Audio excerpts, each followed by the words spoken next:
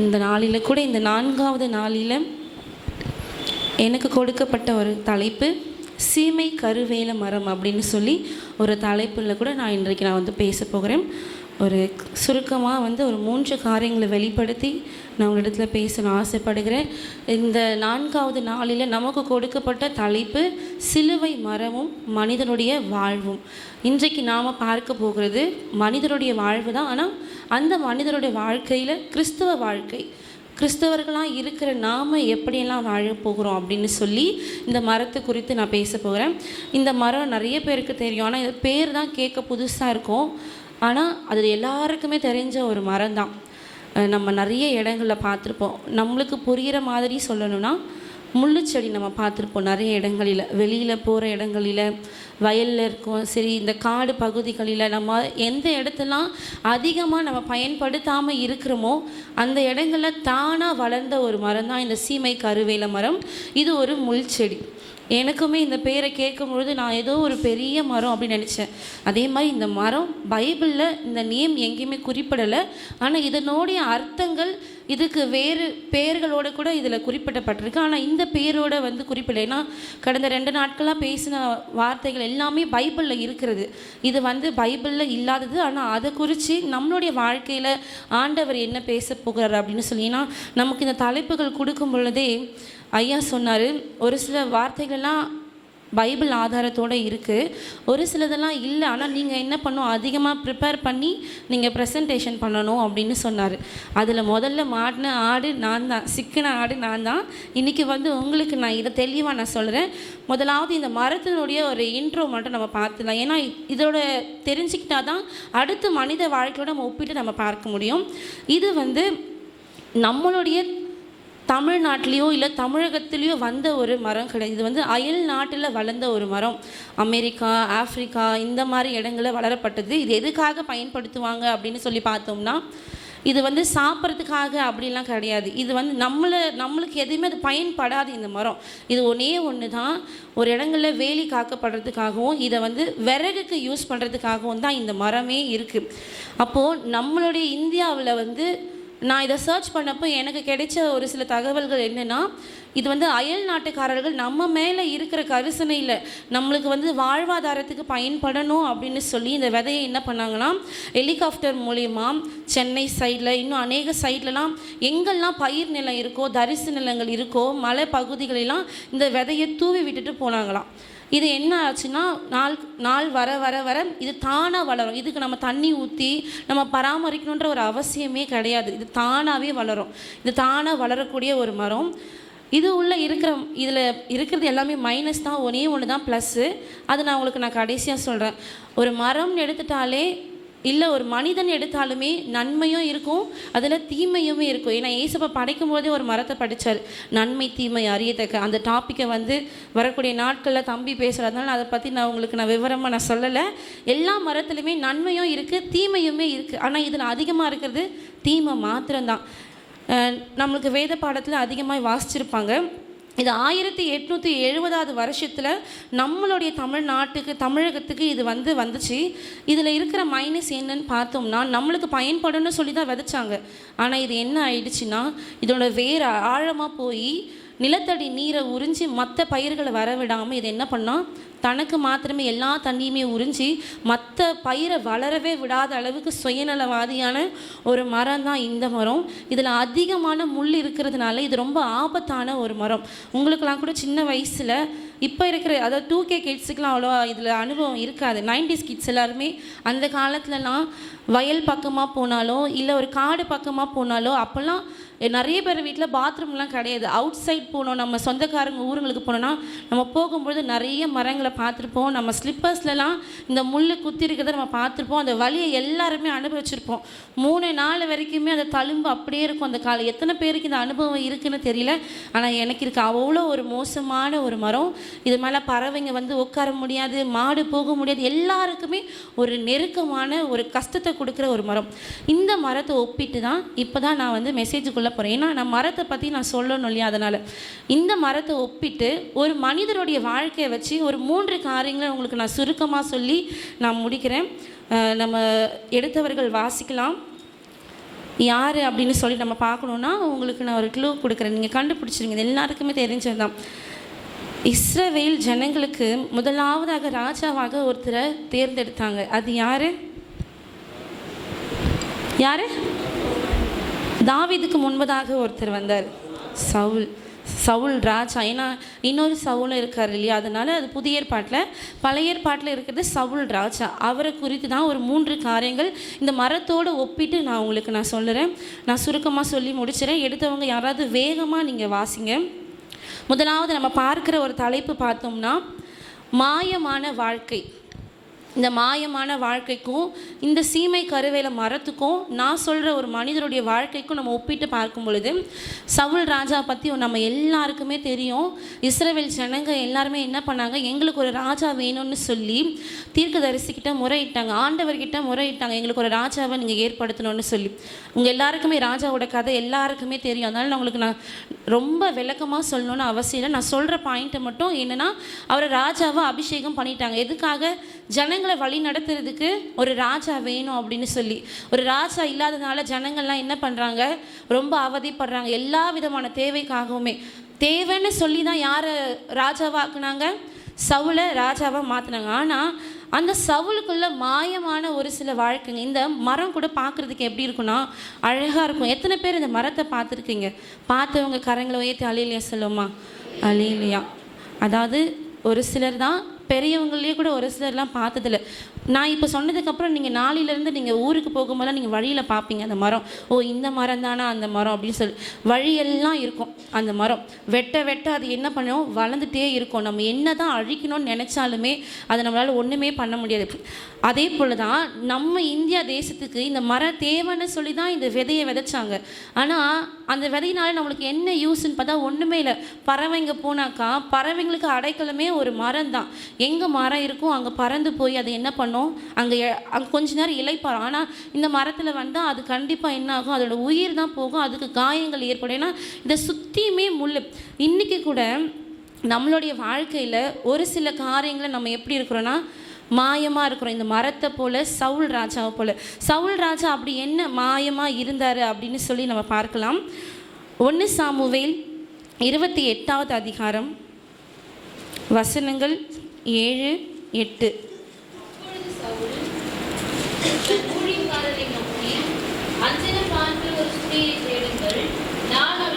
போய் விசாரித்து நின்றான். அதற்கு அவருடைய ஊழியக்காரர், இதோ எந்தோரில் அஞ்சன பார்க்கிற ஒரு ஸ்திரீ இருக்கிறாள் என்றார்கள். போதுமா. இதில் நம்ம வாசிச்சிட்டே போனால் நமக்கு நேரம், ஏன்னா நம்ம காலையில் நம்ம சண்டே சர்வீஸ் அட்டன் பண்ணணும். இதில் நீங்கள் வீட்டில் போய் நீங்கள் வாசித்து பாருங்கள். 7, 8 அடுத்ததாக கூட 10வது வசனம். இதில் அஞ்சனம் பார்க்கறதுக்காக போகிறாங்க. நமக்கு வேதத்தில் சொல்லப்பட்டிருக்கு இதெல்லாம் நம்ம பார்க்கக்கூடாதுன்னு. அதுவும் அவருக்கு தைலத்தினால் அபிஷேகம் பண்ணப்பட்ட ஒரு ராஜா, பரிசுத்த ஆவியானவர் இறங்கி வந்த ஒரு ராஜா என்ன பண்ணார், அஞ்சனம் பார்க்கறதுக்காக அவர் போனார். போனது மாத்திரம் இல்லை, இங்கே 10வது வசனத்தில் அங்கே சொல்லிருக்கு, நானே படிக்கிறேன். அப்பொழுது சவுல், இந்த காரியத்திற்கு உனக்கு பொல்லாப்பு வராது என்பதை கர்த்தருடைய ஜீவனை கொண்டு சொல்லுகிறேன் என்று அவளுக்கு கர்த்தர் மேல் ஆணையிட்டாள். இதுக்கு முன்பதாக நீங்கள் வாசிச்சிங்கன்னா அந்த சூனியக்காரின்னு சொல்கிறவங்க சொல்லுவாங்க, இப்போ இந்த சட்டமெல்லாம் இல்லை, நான் உனக்கு குறி சொல்லி என்ன நீ மாட்டை விட பார்க்குறீங்களா அப்படின்ட்டு அந்த ராஜாவை பார்த்து கேட்கும்போது ராஜா சொல்லுவார், நீ கண்டிப்பாக மாட்ட உன்னை நான் என்ன பண்ணுவேன், காப்பாற்றுவேன். அதுவும் யார் மேலே ஆணையிட்டார், கர்த்தர் மேலே அவர் ஆணையிட்டு அவர் சொல்கிறாரு. அவர் பண்ணுறதே தப்பு தான். இதில் வேறு அவர் யார் மேலே சத்தியம் பண்ணுறாருன்னா, கர்த்தர் வேலை நான் ஆணையிட்டு சொல்கிறேன், உனக்கு ஒன்றுமே ஆகாது அப்படின்னு சொல்லி. இது மாத்திரம் இல்லாமல் 1 சாமுவேல் 16ஆம் அதிகாரத்தில் 14ஆம் வசனம் வாசிக்கலாமா? 16, 14.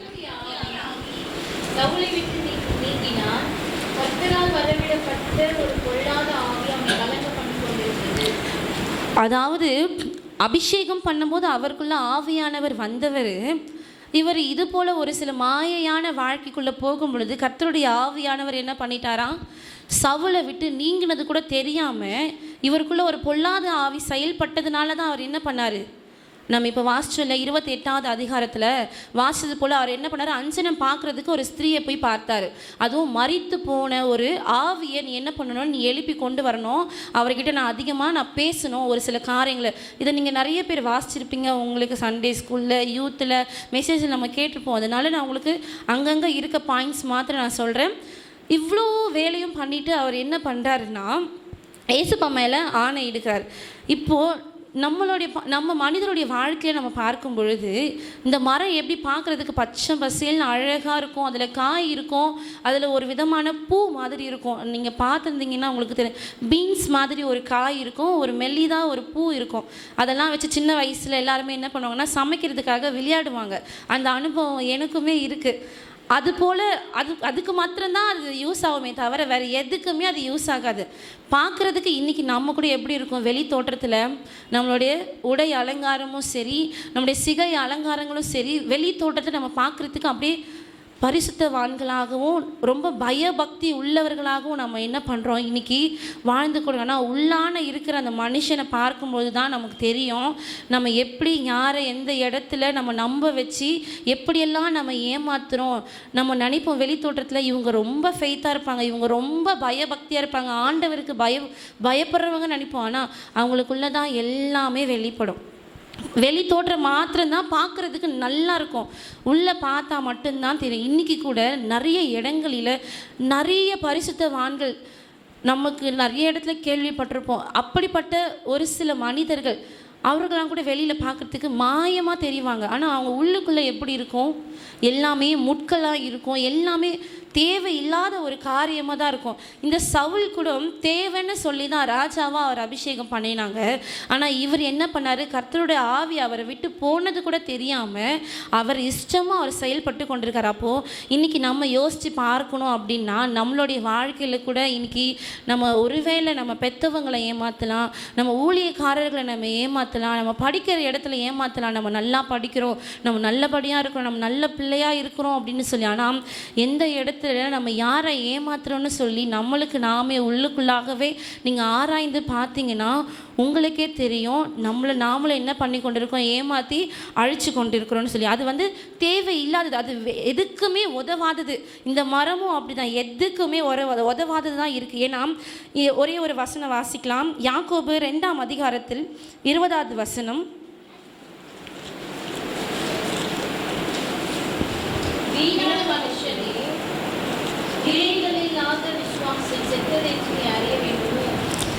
கிரியை இல்லாத விசுவாசம் செத்தது.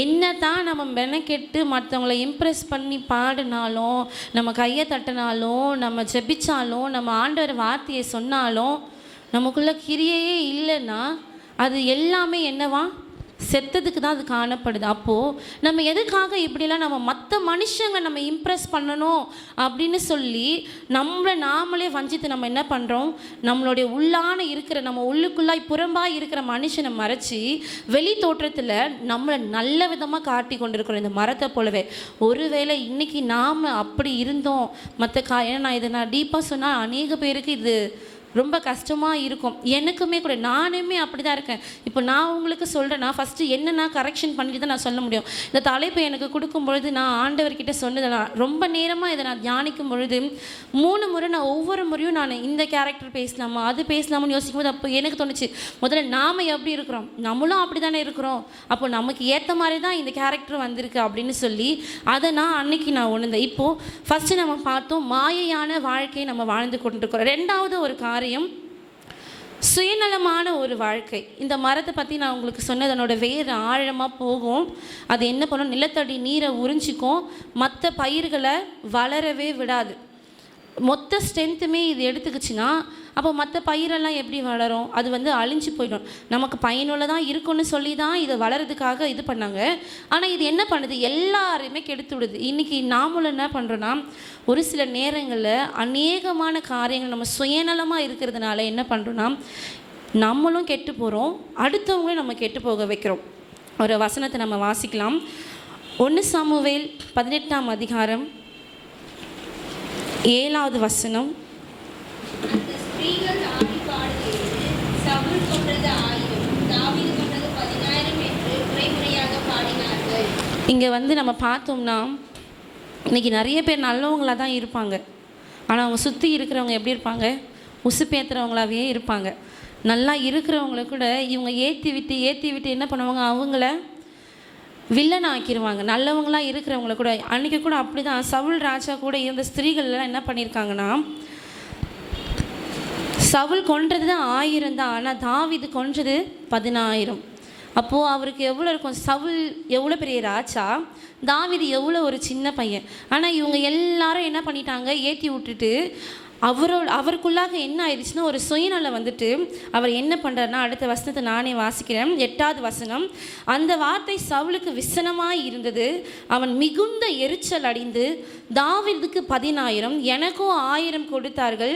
இன்னும் ராஜாங்கம் மாத்திரம்தான் அவனுக்கு குறைவாக இருக்குது. இன்னும் இவனுக்கு ராஜா மரியாதை மட்டும்தான் கம்மியாக இருக்குது. அதையும் என்கிட்ட பிடுங்கி கொடுத்துருவாங்க அப்படின்ற மாதிரி அவர் மைண்ட் வாய்ஸில் அவர் சொல்கிறார். அடுத்த வசனத்தில் 9ஆம் வசனத்தில், அந்த நாள் முதற்கொண்டு என்னைக்கு அவங்க எல்லாரும் சேர்ந்து ஒரு பாட்டு பாடினாங்களே, ஒரு எச பாட்டு பாடி ஏற்றி விட்டாங்க இல்லையா, அப்போ இருந்து சவுலுக்கு என்னாச்சு? தாவீதை பார்த்ததுலேருந்து காய் மகாரமாய் அவர் பார்த்தானா. காய் மகாரம் அப்படின்னு சொல்லி நம்ம அர்த்தம் பார்க்கும் பொழுது இதோட அர்த்தம் என்னென்னா பொறாமை, எரிச்சல், ஒருத்தருடைய உயர்வை பார்த்து, ஒருத்தருடைய தாளந்துகளை பார்த்து நம்ம என்ன பண்ணுறோமா? பொறாமப்படுறோமா. இப்போ சவுல் என்ன பண்ணார்? தாவீதை பார்த்து பொறாமப்பட்டார். பொறாமப்பட்டது மாத்திரம் இல்லை, அதுக்கான இன்னொரு அர்த்தம் என்ன? அந்த காய் மகாரமாய் பார்த்ததுக்கு அர்த்தம்னா, நீ எப்படி என்ன மீறி நீ வாழ்ந்துருவ, உன்னை நான் சும்மா விட்டுருவேன்னா, நான் உன்னை அழிச்சிருவேன் அப்படின்ற ஒரு எண்ணம் தான் அதுக்கான ஒரு அர்த்தம். அதே போல் தான் இவங்க எல்லாருமே இந்தமாரி பாடின உடனே என்ன ஆயிடுச்சு? சவுலுக்கு ரொம்ப கோபம் வந்து அநேக முறை அவர் என்ன பண்ணார்னா, கொலை செய்கிறதுக்கு ட்ரை பண்ணார்லாம் சொல்ல முடியாது, கொலை செய்கிறதுக்கு அவர் துணிஞ்சிட்டார். ஆனால் ஒவ்வொரு முறையுமே தாவீது என்ன பண்ணாருன்னா, ஒவ்வொரு இடங்களிலுமே அவர் என்ன பண்ணார்? தப்பிக்கப்பட்டார்.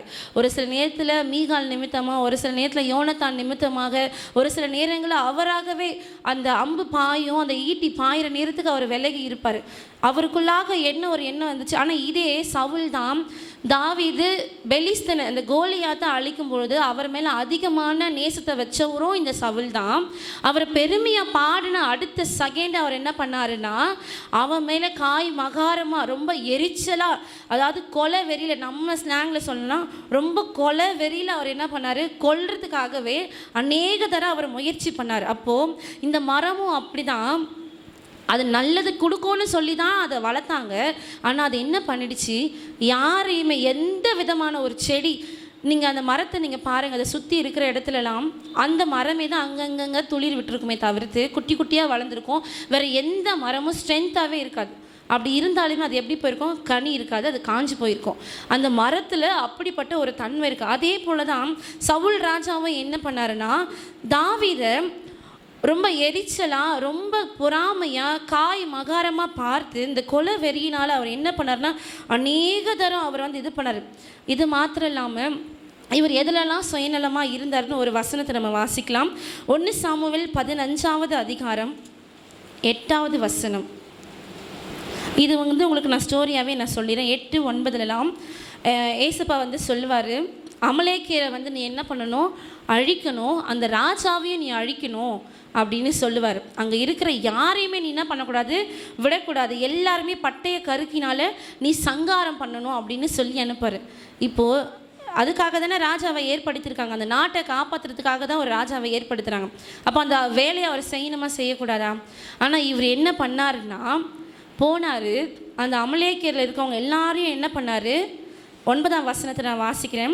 சவுலும் ஜனங்களும் ஆகாகையும் ஆடு மாடுகளில் 1ஆம் தரமானவைகளையும் 2ஆம் தரமானவைகளையும் ஆட்டுக்குட்டிகளையும் நலமான எல்லாவற்றையும் அழித்து போட மனதில்லாமல் தப்ப வைத்து அற்பமானவைகளையும் உதவாதவைகளுமான சகல வஸ்துக்களையும் முற்றிலும் அழித்து போட்டான்.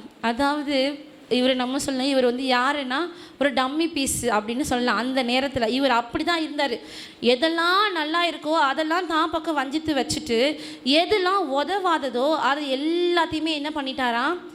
எல்லாத்தையுமே அழித்து போட்டார் அப்படின்னு சொல்லி இந்த வேதத்தில் சொல்லப்படுற. ஆனால் ஏசப்பா சொன்னது ஒன்று விடாமல் எல்லாமே அழிக்கணும்னு சொல்லி. இதுக்கப்புறம் நம்மளுடைய சாமுவேல் என்ன பண்ணுவாரா? தீர்க்கதரிசி வந்து ஏசப்பா வந்து சொல்லுவார், நான் சவுலை ராஜாவாக்குறதுனால நான் ரொம்ப மனஸ்தாபப்பட்டேன் அப்படின்னு சொல்லி 11ஆம் வசனத்தில் போட்டிருக்கோம். அது மாத்திரம் இல்லாமல் 15வது வசனத்தில் அவர் வந்து கேட்பார், நீ வந்து எல்லாரையும் நீ அழிச்சிட்டியா, ஆனால் எனக்கு ஆடு கத்துற சத்தம் கேட்குது, ஆடு மாடு கத்துற சத்தம் கேட்குது, எங்கேருந்து வருது அப்படின்னு சொல்லி சாமுவேல் கேட்கும்போது சவுல் சொல்லுவார், நாங்கள் எல்லாத்தையும் அழிக்கலான்னு தான் பார்த்தோம், என் கூட இருக்கிற ஜனங்க அதாவது அங்கேயும் என்ன பண்ணிட்டாங்க, அவருக்கு ஏற்றி விட்டுக்கிறாங்க, நீங்கள் என்ன பண்ணுங்கள், நல்லா இருக்கிறதெல்லாம் எடுத்துகிட்டு வந்து வச்சுக்கோங்க, நம்ம மீதியெல்லாம் நம்ம கணக்கு காமிச்சிக்கலாம் அப்படின்னு சொல்லி நல்லா இருக்கிறதெல்லாம் எடுத்துகிட்டு வந்து அதுக்கு ஒரு காரணத்தை சொன்னார், நாங்கள் கர்த்தருக்கு பலியிடுறதுக்காக மாத்திரம்தான் அதையெல்லாம் எடுத்துகிட்டு வந்தோம் அப்படின்னு சொல்லி. ஆனால் மொத்தத்தையுமே இன்றைக்கி கூட நம்மளும் அப்படி தான் என்ன பண்ணுறோன்னா, பண்ணுறது எல்லாத்தையும் பண்ணிவிட்டு பழியை யார் மேலே போட்டுறோம், நான் கர்த்தருக்காக தான் நான் பண்ணேன்.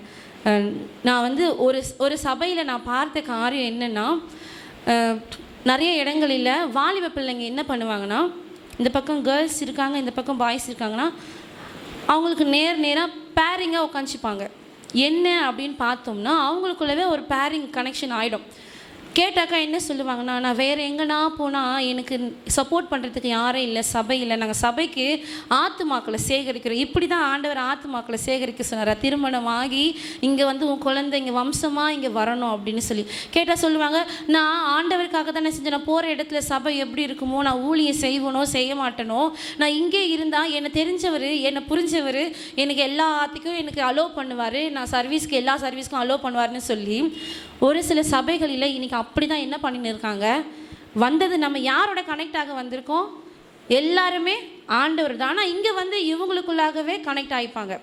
அதுபோல தான் நம்மளும் எல்லா விஷயத்தையும் செஞ்சுட்டு யாரை நம்ம பழி போட்டுறோன்னா, நான் எல்லாமே ஆண்டவருக்காக தான் நான் செஞ்சேன், நான் யாருக்காக செஞ்சேன், நான் அவருக்காக தானே செஞ்சேன், இவ்வளவோ செஞ்சேன், அது இவருக்காக தானே செஞ்சேன், ஆனால் என்ன போய் இப்படி சொல்கிறீங்களே அப்படின்னு நம்ம கையும் களவுமா மாட்டும் பொழுது இந்த ஒரு வார்த்தையை நம்ம முன்னாடி வைப்போம். அதே மாதிரி தான் சவுல் ராஜாவும் சொன்னார், நான் கர்த்தருக்கு நான் பலியிடுறதுக்காக தான். அந்த வசனத்தை நான் வாசிக்கிறேன், நீங்கள் பாருங்கள். அதற்கு சவுல், அமலேக்கு இடத்திலிருந்து அவைகளை கொண்டு வந்தார்கள், ஆடு மாடுகளின் நலமானவைகளை உம்முடைய தேவனாகிய கர்த்தருக்கு, அதாவது உம்முடைய அவருக்கு தேவன் இல்லை போல. அப்போவே இதில் தெரிந்து அவர்கிட்ட அது கர்த்தருடைய ஆவி இல்லாததுனால ஒரு மனுஷன் என்னெல்லாம் செயல்படுறாருன்னு, உம்முடைய தேவனாகிய கர்த்தருக்கு பலியிடும்படிக்கு நாங்கள் என்ன பண்ணோம், தப்ப வைத்தார்கள், மற்றவைகளை முற்றிலும் அழித்து போட்டோம் அப்படின்னு சொல்லி. இன்றைக்கி நம்மக்கிட்ட கூட ஏசப்பா அநேக காரியங்களை வெளிப்படுத்தியிருப்பார், நம்ம இப்படியெல்லாம் இருக்கணும் அப்படி. ஆனால் அதில் நம்ம நல்லது, நமக்கு எது ஃபேக்டோ, நமக்கு எது கரெக்டோ அதை மாத்திரம் நம்ம என்ன பண்ணுவோம், எடுத்து வச்சுப்போம். நம்மளை என்ன பண்ணுவோம், வசனத்தை நமக்கு மாற்றி எழுதி ஒரு பைபிளையே உருவாக்கி வச்சுருவோம். இல்லை ஆண்டவர் எனக்கு இப்படி தான் சொன்னார், அப்படி சொல்லலை அப்படின்னு சொல்லி நம்ம சுயமான காரியங்களை இன்றைக்கி நம்ம கிறிஸ்தவர்கள் மாத்திரம் இல்லை, அரசியல்லையும் சரி, ஒரு குடும்பத்துலேயும் சரி, எல்லா இடத்துலையுமே இன்றைக்கி என்ன பண்ணுவாங்கன்னா, மற்றவங்க வளரக்கூடாதுன்னு சொல்லி தான் மாத்திரமே எல்லாத்துலேயுமே இருக்கணும். அதாவது ஒரு பழமொழி சொல்லுவாங்க, அரண்மனையிலையும் மந்திரி நான் தான், சாவு வீட்லேயும் போனமோ நான் தான் அப்படின்னு. அது எனக்கு ரைமிங்கில் வரலை, எங்கே போனாலும் நான் தான் ராஜாவாக இருக்கணும் அப்படின்னு. அது போலேயே இன்றைக்கி ஒரு சிலர் இருக்கிறாங்க. நம்ம பார்க்குறோம் இன்றைக்கி அநேக பெரிய பெரிய பிரபலமான ஊழியக்காரர்கள் பார்ப்போம், அவங்க பிள்ளைங்களை மாத்திரமே தான் இன்றைக்கி உருவாக்கி இருப்பாங்களே தவிர, அவங்க நம்பி வந்திருக்கிற ஜனங்களை ஒருத்தருக்கும் பயன்படுத்தணும் அப்படின்ற சொல்லி எண்ணங்கள்னு பார்த்தோம்னா ஒரு சில ஊழியக்காரங்களுக்குலாம் ரொம்ப குறைவு தான். உண்மையாகவே அவங்களாம் எப்படி இருக்கிறாங்க, அவங்களுடைய காரியங்களில் சுயநலமாக இருக்கிறாங்க. ஏன்னா பேரும் வரணும், புகழ் வரணும், யாருக்கு வரணும், எல்லாம் என் பிள்ளைங்களுக்கு தான் வரணும் அப்படின்னு சொல்லி இன்றைக்கி எல்லாருமே என்ன பண்ணுறாங்கன்னா ரொம்ப செல்ஃபிஷாக இருக்காங்க. இந்த மரம் எப்படி செல்ஃபிஷாக எல்லா தண்ணியும் உறிஞ்சி அதுக்கு வச்சுக்கோ, அது போல் தான் இன்றைக்கி சவுலும் என்ன பண்ணார்னா தாவீதுக்கு எதிராக இருந்து அவருக்கு எதிராக செயல்பட்டார். இன்றைக்குமே நம்ம நிறைய பார்க்குறோம், நம்ம தமிழ்நாட்டில், நம்ம தமிழகத்தில், நம்ம ஊழியக்காரர்கள் மத்தியில் பார்க்குறோம், ஒரு வேலையில் பார்க்குறோம், நம்ம படிக்கிற இடத்துல பார்க்குறோம். அவங்க அடுத்த ஜென்ரேஷன் தான் வரணுமே தவிர்த்து அடுத்தவங்க யாருமே வரக்கூடாது. அப்போது கர்த்தருடைய பிள்ளைங்களாக இருக்கிறவங்க என்ன பண்ண மாட்டாங்க, உண்மையாகவே கர்த்தருக்கு ஊழியம் செய்கிறவங்க அடுத்தவங்களை உருவாக்குறோம். ஏன்னா வேதத்தில் சொல்லியிருக்குது, முதலாவது நீ ஆயத்தப்படு, பின்பு உன்னோடு கூட இருக்கிற கூட்டத்தை ஆயத்தப்படுத்தணும்.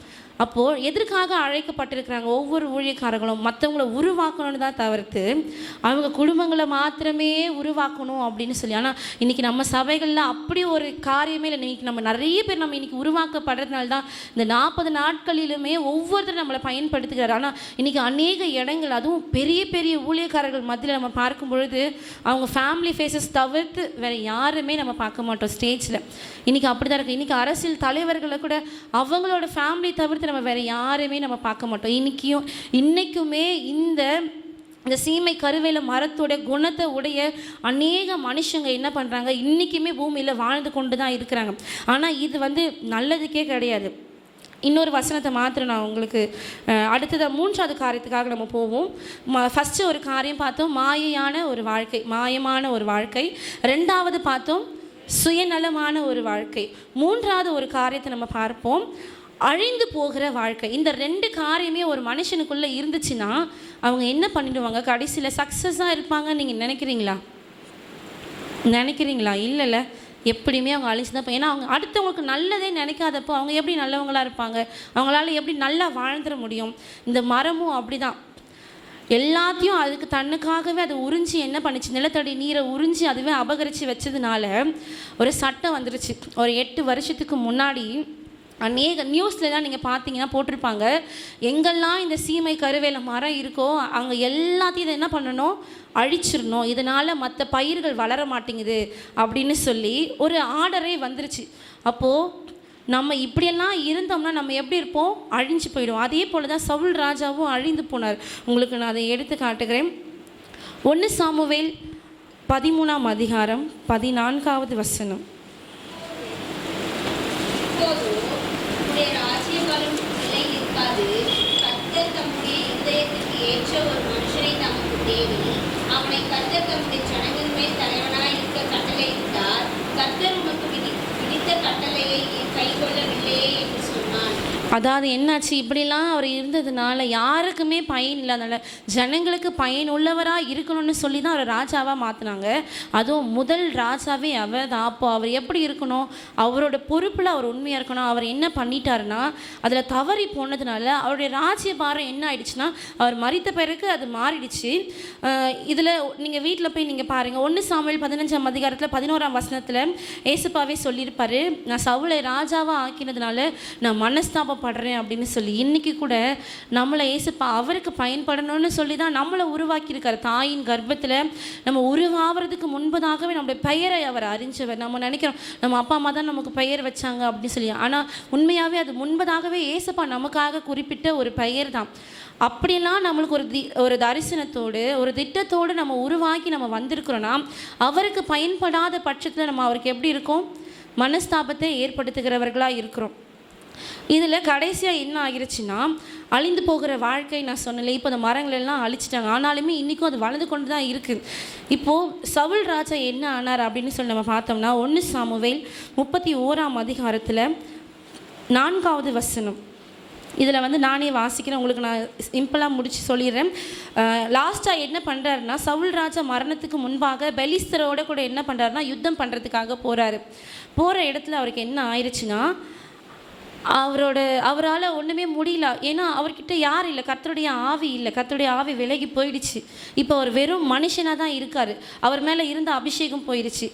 அவரால் என்ன பண்ண முடியலன்னா அந்த போரில் அவரோட பலனை வச்சு அவரால் சண்டையிட முடியாதனால அவர் என்ன பண்ணுறாரு, ஒரு முடிவு எடுக்கிறார்.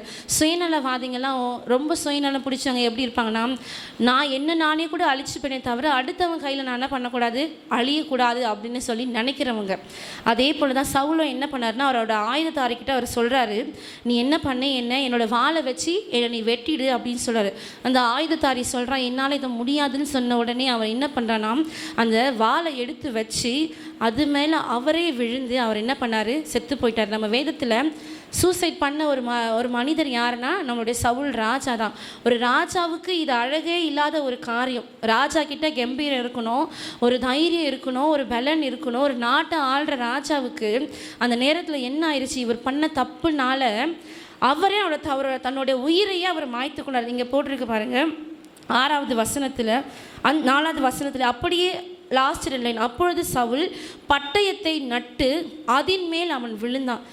சவுல் மாத்திர செத்து போல அவர் கூட இருந்த ஆயுதத்தாரி. அடுத்தடுத்த வசனங்களை நீங்கள் பார்க்கும்போது அவருடைய 3 குமாரர்கள், அதில் 3 குமாரர்களும் செத்து போயிட்டாங்க, சவுலும் செத்து போயிட்டாரு, அந்த ஆயுதத்தாரியும் செத்து போயிட்டாரு. ஒருவேளை அவங்க மகன்கள் யாராச்சும் இருந்தாங்கன்னா பாவப்பட்டாத ஏசப்பா என்ன பண்ணியிருப்பாரு, அந்த ஜனங்களுக்கு நீ ஒரு மந்திரியாவாச்சும் இருப்பா, ராஜாவா இல்லைனாச்சும் வச்சுருப்பாரு. ஆனால் இவங்க இருக்கிறதையும் என்ன பண்ணிட்டாங்க, வேஸ்ட் பண்ணதுனால எல்லாருமே அழிஞ்சு போயிட்டாங்க. இன்றைக்கி கூட நமக்கு கூட ஏசப்பா என்ன பண்ணுவார், ஒரு காலத்தை கொடுப்பார். நம்ம பயன்படுறோமா, நமக்கு கொடுக்கப்பட்ட பொறுப்புகளில் நம்ம உண்மையாக இருக்குமா அப்படின்னு சொல்லி நம்மளை பார்த்து கொண்டே இருப்பார்.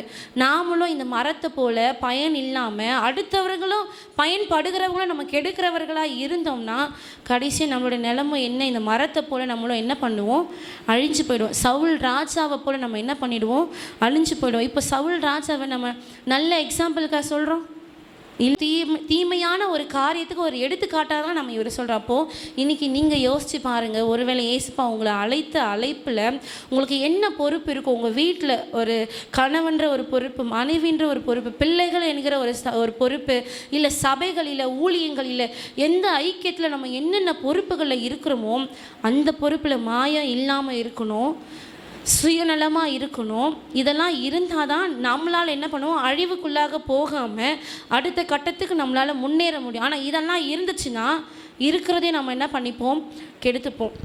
கடைசியாக கூட இவர் ஒருத்தர் சரியில்லாதனால அவரோட குடும்பமே என்ன ஆயிடுச்சு, அவருக்கு இருந்த அந்த கோபம், தாவீது மேலே இருந்த எரிச்சலினால் என்ன ஆயிடுச்சுன்னா தன்னுடைய பிள்ளைகளே அவர் என்ன பண்ணிட்டார்னா அந்த யுத்தத்தில் அவர் இழந்து போயிட்டார். 1 சாமுவேல் 10ஆம் அதிகாரத்தில் 6ஆம் வசனம். அப்பொழுது கர்த்தருடைய ஆவி உன்மேல் இறங்குவார், நீ அவர்களோடே கூட தீர்க்கதரிசனம் சொல்லி வேறு மனுஷனாவாய் அப்படின்னு சொல்லி இங்கே சவுலை குறித்து சொல்லியிருக்கிறது. அவர் ராஜாவை அபிஷேகம் பண்ணுறதுக்கு முன்பதாக. ஆனால் இதே நம்ம ஒரு வசனத்தில் வாசித்தோம், அஞ்சனம் பார்க்குற இடத்துல அவர் வேஷம் மாறி அந்த ஸ்திரீன் இடத்துல அவர் போய் குறி கேட்க போனார்னு சொல்லி இன்னொரு வசனத்தை நம்ம வாசிப்போம். 1 சாமுவேல் 18ஆம் அதிகாரத்தில் 7-8வது வசனம். இது நம்ம ஏற்கனவே படிச்சிட்டோம். இந்த 7-8வது வசனம், அதாவது அதுக்கு முன்பதாக ஒரு வசனம் இருக்குது. 1 சாமுவேல் 10ஆம் அதிகாரத்தில் 27வது ஒரு வசனம் இருக்குது. நானே வாசிக்கிறேன். ஆனாலும் பேலியாளின் மக்கள் இவனா நம்மை ரட்சிக்க போகிறான் என்று சொல்லி அவனுக்கு காணிக்கை கொண்டு வராமல் அவனை அசட்டை பண்ணினார்கள். அவனோ காது கேளாதவன் போல் இருந்தான். கர்த்தருடைய ஆவி அவருக்குள்ளே இருக்கும் பொழுது அவரை பரியாசம் பண்ணாங்க. இவன்லாம் நம்மளுக்கு ஒரு ராஜாவா, கழுதையை தேடி வந்தவன் என்ன ஆயிட்டாரு, ராஜாவா. அவர் எதுக்காக அந்த ஊருக்கு வந்தார், சாமுவேல் பார்க்க வந்தார். கழுதை காணாமல் போயிடுச்சு, அவங்க அப்பா அனுப்பிச்சாரு. ஊராக போய் தேடினார், நாடாக போய் தேடினார், எங்கேயும் கிடைக்காம அவர் கூட இருக்க வேலைக்கார சொன்னார், ஒரு தீர்க்க தரிசி இருக்கார், நம்ம அங்கே போய் கேட்போம். அப்போது இவர் அபிஷேகம் பண்ணி ராஜாவாக்கி இந்த ராஜாவை அறிமுகப்படுத்துகிறாங்க ஜனங்க கிட்ட. அப்போ அந்த ஜனங்க சொல்கிறாங்க, இவெல்லாம் நம்மளை ஆள போகிறானான்னு. இப்போ நம்மளை அப்படி சொன்னாக்கா நமக்கு கோவம் வந்திருக்கோம். ஆனால் இவருக்கு வரல. ஏன்னா அப்போ அவருக்குள்ளே யார் இருந்தது, நம்ம முன்னாடி ஒரு வசனம் வாசிச்சோம் இல்லையா, 6வது வசனத்தில் கர்த்தருடைய ஆவி அவர் மேலே இறங்கினதுனால அதை அவர் பெருசாகவே எடுத்துக்கல. காது கேளாதவர் போல் இருந்தார். காது கேட்டுச்சு தான், கண்டுக்காத மாதிரி. நம்மளை கூட ஒருத்தவங்க யாராச்சும் திட்டும்போது நம்ம கண்டுக்காமல் அப்படியே நைஸாக நழுவின்னு போய்டுவோம். ஏன்னா பிரச்சனை பெருசாகக்கூடாது அப்படின்னு சொல்லி அது நம்ம பெருந்தன்மையை காட்டுறது. நம்மளை தான் திட்டியிருப்பாங்க, ஆனால் நம்ம சைலண்ட்டாக போய்டுவோம். அது போல தான் கர்த்தருடைய ஆவி இருக்கும்போது இவர் என்ன பண்ணார்னா காது கேளாதவர் போல் இருந்தாராம். ஆனால் கர்த்தருடைய ஆவி போனதுக்கப்புறம் அவர் என்ன ஆயிட்டார், எரிச்சல் ஆகிட்டார். அந்த ஸ்திரீகளெல்லாம் ஆடி பாடி இந்த 18ஆம் அதிகாரத்தில் அந்த 8வது வசனத்தில் விசனமாக இருந்தார். அவன் மிகுந்த எரிச்சல் அடைந்தார். பாடின அடுத்த செகண்ட் அங்கே போட்டிருக்கு, இந்த ஸ்திரீகள் பாடினாங்கன்னு சொன்ன அடுத்ததே இவர் என்ன ஆயிட்டாராம், அவரோட முகம் எல்லாம் மாறிடுச்சு. மகாரமாக என்ன பண்ணார், தாவீதை பார்க்க ஆரம்பிச்சு. அப்போது ஆவியானவர் நமக்குள்ளே இருந்தால் மாத்திரம்தான் நம்மளால் நல்ல ஒரு மனிதர்களாக இருக்க முடியும். நீங்கள் யோசித்து பாருங்கள், நிறைய மனிதர்களிடத்தில் நம்ம பேசும்போது ஒரு நேரத்தில் கோவம் வந்துருச்சு அப்படின்னா அப்போ நம்ம புரிஞ்சிக்கணும், அந்த நேரத்தில் ஆவியானவர் அவங்களுக்குள்ளே இல்லாததுனால தான் அவங்க என்ன பண்ணுறாங்கன்னே அறியாமல் அவங்க பண்ணுறாங்கன்னு சொல்லி. இப்போது இந்த சிலுவை மரத்துக்கும் இந்த மரத்துக்கும் அப்படின்னு சொல்லி நம்ம டிஃப்ரென்ஸ் பார்க்கும் பொழுது இது தேவையே இல்லாத ஒரு மரம். இது ஒன்றுத்துக்கு மாத்திரம் பயன்படும்னு சொன்னேன் இல்லையா. இது எதுக்காக பயன்படும்னா, இது விறகு கொளுத்துறதுக்காகவும் இதை என்ன பண்ணுவாங்க, இந்த சூளை போடுற இடங்கள்லாம் இந்த விறகாக பயன்படுத்தி இந்த கறியை நிலக்கரியாக எடுத்து இதில் வந்து டூத் பேஸ்ட், இந்த சார்கோல்லாம் நம்ம சொல்லுவோம் நிறையா. இப்போ இருக்க யங்ஸ்டர்ஸ்லாம் அதிகமாக சார்கோல் மாஸ்க்கு, சார்கோல் பேஸ்ட்டு, சார்கோலில் சோப்பு, இதெல்லாம் நம்மளுக்கு அப்போலோவில் வந்து 1/1 அதாவது ஒன்று வாங்கினா ஒன்று ஃப்ரீ அப்படின்னு சொல்லி ஒரு சிலருக்குலாம் தெரிய கூட இல்லை. என்ன அப்படியே ஆச்சரியமாக பார்க்குறீங்க. சார்கோல்னால் உங்களுக்கு அதாவது கறி தான், அந்த கறி தான் அதுக்கு பயன்படுறது தான் அந்த பிஸ்னஸ். அது ஒன்றுத்துக்கு மட்டும்தான். அதுக்கும் ஒரு வசனம் இருக்குது, நம்ம வாசிக்கலாம். நான் முடிக்க போகிறேன், இன்னும் 5 நிமிஷம்தான். மத்தேயு 7ஆம் அதிகாரம் 16வது வசனம். அவர்களுடைய கனிகளினாலே அவர்களை அறிவீர்கள். முட்செடிகளில் திராட்சை பழங்களையும் முட்பூண்டுகளில் அத்தி பழங்களையும் பறிக்கிறீர்களா? அதாவது கனியை வச்சு நம்ம என்ன பண்ண முடியுமா, ஒரு மரத்தை அறிய முடியுமா? இதை நான் யோசிச்சுட்டே வந்தேன். இப்போ வர வழியில் தான் எனக்கு இதை பற்றின ஒரு கிளாரிஃபை வந்துச்சு. கனிகளை வச்சுன்னா நம்மளுக்கு கனி இருக்கான்னு பார்த்தாலே நமக்கு தெரிஞ்சிடும் இது சாப்பிட்ற பழமா, இது சாப்பிடாத பழமா, இல்லை இது விஷம் உள்ள காயான்னு. அப்போது எனக்குள்ளாகவே ஒரு யோசனை வருது. அப்போ நான் யோசித்தேன், கனிகளை வச்சு என்ன அறிய முடியும் அப்படின்னா, இப்போது மாங்காய் நம்ம எடுத்தோம்னா நிறைய வெரைட்டியில் மாங்காய் இருக்குது. நிறைய பேர் சொல்லுவாங்க, எனக்குமே அவ்வளோவா பேர் தெரில. சேலம் மாம்பழம் சொல்லுவாங்க, ருமானின்னு சொல்லுவாங்க, அப்புறம் மல்கோவா மாம்பழம்னு சொல்லுவாங்க, என்னென்னமோ பேர் சொல்லுவாங்க. ஒவ்வொரு பேர் இருக்கா, ஒவ்வொன்றும் ஒரு மரத்தை பார்த்தாக்கா நமக்கு தெரியாது. அந்த காயை பார்க்கும்போது தான் இது என்ன கனின்றது நமக்கு தெரியும். மாங்காய் ஒன்று தான், மாம்பழமும் ஒன்று தான், ஆனால் அதில் டேஸ்ட் ஒன்றும் ஒரு மாதிரி இருக்கும். இதில் புளிப்பான காயும் இருக்கும், இனிப்பான காயும் இருக்கும், புளிப்பும் கலந்துருக்கும், இனிப்பும் கலந்த ஒரு சில காயும் இருக்கும். அப்போது கனிகளை வச்சு தான் ஒரு மரத்தை நம்மளால் அறிய முடியும் அப்படின்னு. அதேமாரி வாழைப்பழம் நம்ம பார்க்கும்போது வாழைப்பழத்தில் நிறைய டைப் இருக்குது. கற்பூர வாழை இருக்குது, செவ்வாழை இருக்குது, மஞ்சள் வாழைப்பழம் இருக்குது, பச்சை வாழைப்பழம் இருக்குது.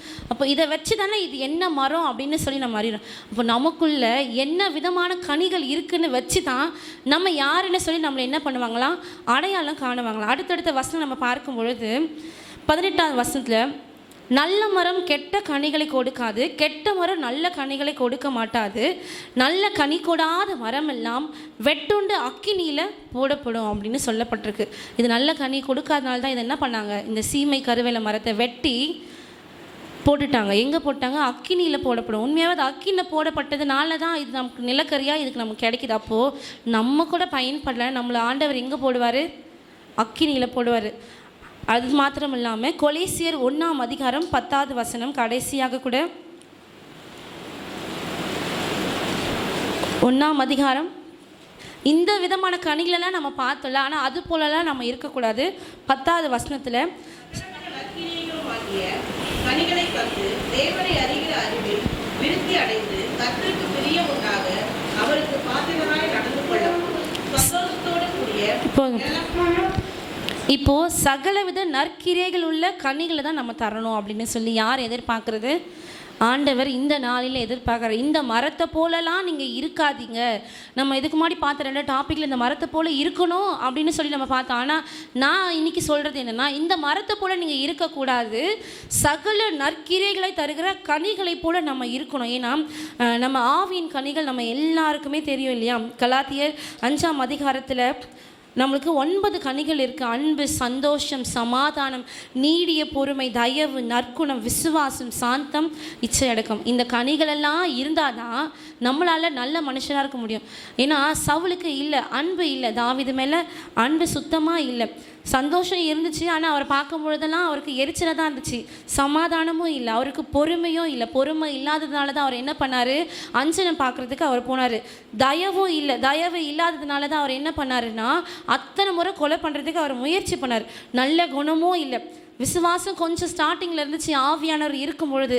சாந்தமும் இல்லை, இச்சை அடக்கம் சுத்தமாக இல்லாதனால தான் என்ன பண்ணார், நல்லா இருக்கிற ஆட்டுக்குட்டி மாடு எல்லாத்தையும் தான் பக்கமாக என்ன பண்ணார், வஞ்சித்து வச்சுட்டு எல்லாத்தையும் நான் அழிச்சிட்டேன் அப்படின்னு சொல்லி பொய்யா ஒரு கணக்கு அவர் சொன்னார். அவர் நினச்சிட்டாரோ என்னமோ தெரியல, நம்மளை செய்கிறதெல்லாம் யாரும் அறிய மாட்டாங்கன்னு. ஆனால் ஆண்டவருக்கு எல்லாமே வெளியரங்கமாக இருக்குது. இன்றைக்கி கூட நாமளும் என்ன பண்ணுறோன்னா, எல்லாத்தையும் செஞ்சுட்டு நம்மளை யார் பார்க்க போகிறாங்க, நம்ம செஞ்சது 4 ரூமுக்குள்ளே தானே, நம்ம செஞ்சது இந்த 4 பேர் முன்னாடி தானே, மற்றவங்களுக்குலாம் தெரியாதுன்னு சொல்லி.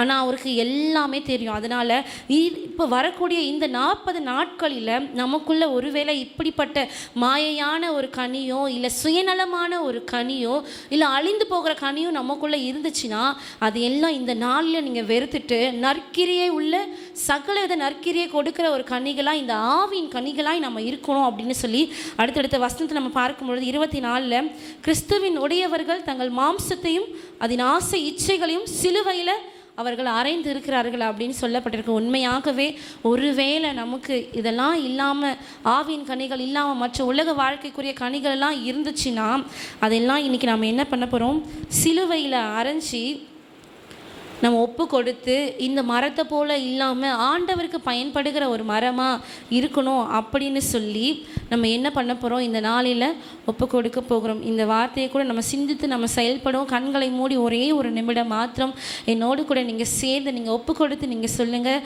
ஒருவேளை இயேசுப்பா நாங்கள் இதுக்கு முன்னாடி பயன்பெறாத ஒரு மரமாய் நாங்கள் இருந்திருக்கலாம், நாங்கள் இந்த சீமை கருவேல மரத்தை போல் ஒருவேளை நாங்கள் சுயநலமாக பார்க்குறதுக்கு மாயையாய் நாங்கள் காணப்பட்டிருக்கலாம். ஆனால் கடைசியில் முடிவில் அழிந்து போகிற ஒரு சூழ்நிலை, நாங்களும் அழிந்து போகாதபடிக்கு கேட்ட வார்த்தையின் பிரகாரமாய் எங்களை நாங்கள் ஒப்பு கொடுக்கிறோம் என்று சொல்லி அவரை பார்த்து ஒரு விசையாய் ஒரு நிமிடம் மாத்திரம் உங்களை ஒப்பு கொடுத்தவர்களாய் நீங்கள் சொல்லுவீங்களாம்.